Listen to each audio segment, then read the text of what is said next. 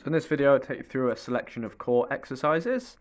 In this first variety, it's called a side plank.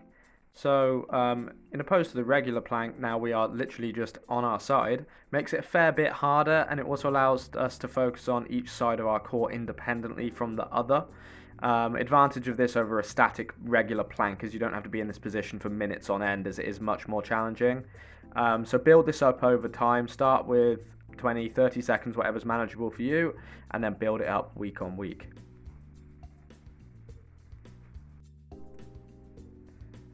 So now we're coming into a alligator plank.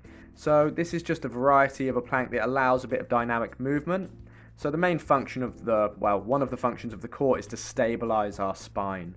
So when we train our core, it's good to be able to train our core through dynamic movement. So in this position, we're keeping our spine completely stable, but moving our legs. This next exercise is called a dead bug. Now, what I'm trying to demonstrate on the mat here is pushing your belly button through the ground. That can be the cue you can use. But basically, we want to remove any space from our lower back in the mat. So if I had my hand under your lower back there, in the small of your lower back, I would want pressure driving down my hand. So you're driving your belly button through the ground, and think about that throughout the whole movement. The reason that we're doing so is we're just training ourselves to keep a neutral spine throughout dynamic movement. So while our extremities move here, we're keeping our spine completely stable. We're not allowing it to arch. So in this next movement, the lying leg raise, the same cues apply. Drive your belly button through the ground the whole time. So we're going to bring our legs up, we're going to crunch at the top. Now slowly descend the legs, hold at the bottom, driving the belly button through the ground the whole time. So this is quite challenging, and as you get to the bottom there, your lower back is going to want to lift off the mat.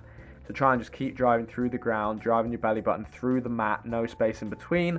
Once you get to the point where you can't do that anymore, then finish your set there rather than pushing through with different form. Okay, and now in this exercise, it's called a suitcase carry or a single arm carry.